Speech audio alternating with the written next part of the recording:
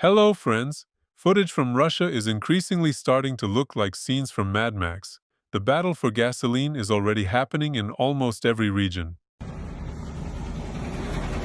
Смотри, ты что делаешь? Ты придурок, что ли? Ты что делаешь? В общем, вот эта вот машина сейчас мужик выбежал и угрожал мне ножом и резал мне колеса. Из-за того, что он посчитал, что я встала впереди к нему на заправке. This girl was actually lucky. Judging by the look in this gentleman's eyes, he could have punctured more than just the tires. And by the way, this would not be the first such case in Russia.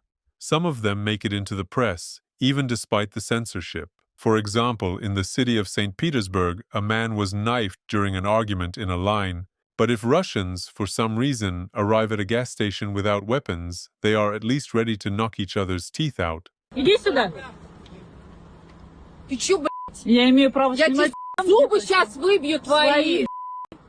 Ты слышишь, ебаная, блядь? Насосала на зубы себе. Конечно, и на машину. И на машину. Хорошо, схожу. Чё, у тебя бензин кончился? Да? На, иди пососи, тебе нальют. An eye for an eye, a tooth for gasoline? Are these not the traditional values that Vladimir Putin is now offering to his conservative allies in Europe? Смотри, деда бьют. Смотри, вон, смотри. Я сниму, потом выложу.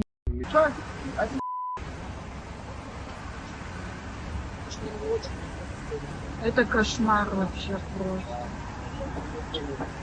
In a line for gasoline, an elderly man is being beaten, while Russians simply film it and post it online. Not all Russians behave this way, only the braver ones. The rest just keep standing in line and pretending that nothing is happening. The police do not intervene. They are busy catching people who dare to openly express dissatisfaction with Putin's dictatorship. Пошли, пожалуйста! Пошли, пожалуйста! Пошли! Пошли, отпусти, отдай! Отдайте этот пистолет, дайте, я нахуй вообще отсюда уеду! Отпусти! Так, машину мою не подвиньте, пожалуйста, только! Успокойся! Успокойся, ну что ты, это последний бензин! While some Russians, like knights with their visors raised, fight honestly for the gasoline hose, others are cowardly stealing gasoline right there in the line. Смотрите, что пи***сы делают. Рядом со мной стояла машина.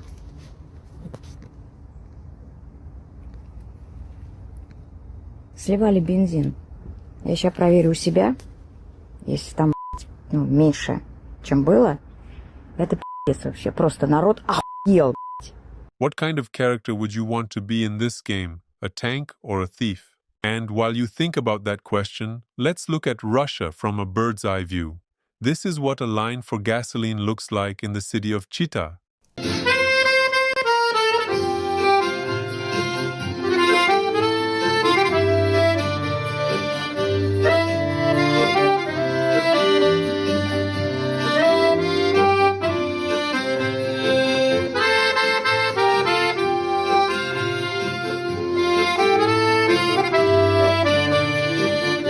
According to satellite images, some gasoline lines in Russia are already more than 4 kilometers long. I could not find a Guinness World Record specifically for the longest line of cars at a gas station, but Russia seems determined to create one. People have been standing in this line for 2 days already. They are living and sleeping right in their cars. Итак, второй день очереди на Роснефть. И она, мне кажется, бесконечной.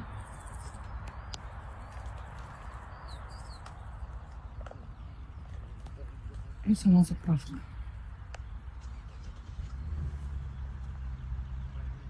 Вот она почти рядом. However, as a popular business coach in Russia teaches, where some people see a problem, others see an opportunity. Ну это жесть, конечно. Вообще пипец. Это что, Продам место в очереди! Да ну нахер. Да ну нахер. Братуха! А ты какой? А? Какой? Третий в очереди. Да Сейчас ну нахуй. откроют заправку. И чё, почем? Че, почем 3? 3000? Ты что, серьезно? Берете, нет? Темка на лето, да? Ну получается, а что, как выживать в Краснодаре по-другому? Here's a great business idea for Russia. No initial investment and no working capital required.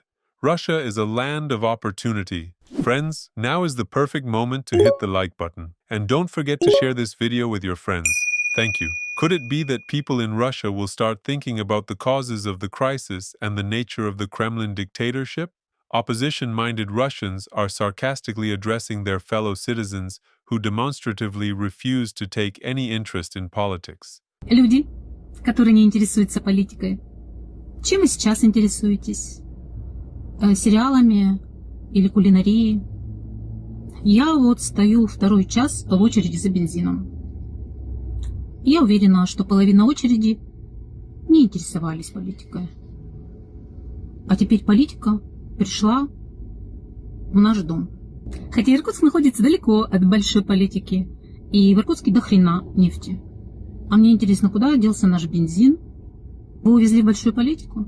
Unfortunately, even after taking off their rose-colored glasses, Russians are still afraid to challenge the dictatorship and call things by their proper names. Очень больно, очень страшно осознавать и видеть, в каком мире мы живем, если это можно назвать миром. This is what most talking head reels from Russia look like today. They were not interested in politics. They did not notice a dictatorship growing in their own country. They stayed silent when the war began, and then they are horrified. What kind of world are we living in? But the problem is not the world. The problem is a specific country that has nurtured a dictatorship and is waging aggressive wars against its neighbors. Мы сейчас живем в такое время, что никто не знает, что будет завтра. Никто не знает даже, что будет через час. И единственное, что я хочу сказать, это оставайтесь людьми, будьте человечными, умейте поддерживать и сопереживать друг другу. Good words, but will this girl have enough courage to apply her own judgments to Ukrainians who have suffered from the aggressive war being waged by her country? The political regime that has taken shape in Russia cannot offer Russians any clear way out of the crisis caused by its own military adventure. Officials are simply telling people to leave their cars behind and walk. Добрый вечер, дорогие друзья. Иду домой с работы, иду пешком.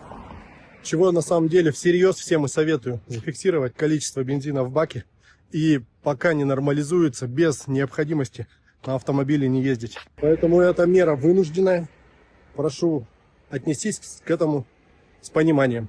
If a European politician during a crisis like this proposed such a solution, how long would he stay in his seat? The answer to this question contains the fundamental difference between dictatorship and democracy. What makes the situation especially spicy is that deputies and officials in Russia can get gasoline without standing in line. So most likely, this man called on Russians to walk, recorded it on video, turned the corner, got into his own car, and drove away. However, judging by the reaction of Russians, such advice does not seem to inspire much understanding. Ну, что, бензина в стране нет? Мы эту нефть сами добываем, блядь. Как понять, нет бензина, блядь? Мы эту нефть, блядь, у нас она, землю разобьешь, нефть выливается. Как понять, нет бензина, блядь? How are we supposed to understand this? Asks an angry Russian. The answer to this question comes from the General Staff of the Armed Forces of Ukraine. According to its reports, in the last month alone, 8 refineries have been put out of operation, along with their storage tanks. As of today, about 42% of Russia's refining capacity has been disabled, and the losses of Russia's oil industry have reached $13.5 billion. Meanwhile, the Russian dictator keeps claiming that somewhere in the sacred granaries of the motherland, he still has secret reserves of gasoline. Несмотря на то, что мы начали использовать запасы, в настоящий момент резервы бензина практически соответствуют уровню за аналогичный период прошлого года. И здесь нужно и дальше действовать взвешенно и, безусловно, аккуратно. Maybe Putin does have reserves at his Kremlin gas station, but there is no gasoline at ordinary gas stations, and we continue to watch the chronicles of the death of the last Russian Empire. Stay with us. Friends, thank you for being here and for continuing to support me. If you like what I do and want to support the channel, you're welcome to join my Patreon, where for just $3 a month you get access to new videos 24 hours before they go public, posts, polls, and also exclusive videos. For example, one exclusive video is about the so-called Russian slave gene, whether Russians are really born to obey, or whether this is a myth created by fear, propaganda, poverty, and centuries of violence from the state. Another video is about the psychology of Putinism, how resentment, fear, KGB paranoia, and the cult of violence were turned into an entire state religion, one that sends Russians to die in Ukraine. And the third one is about how Putin, the Kremlin gnome, is selling Russia to China for next to nothing, its forests, coal, gas, resources, and the future of the country itself.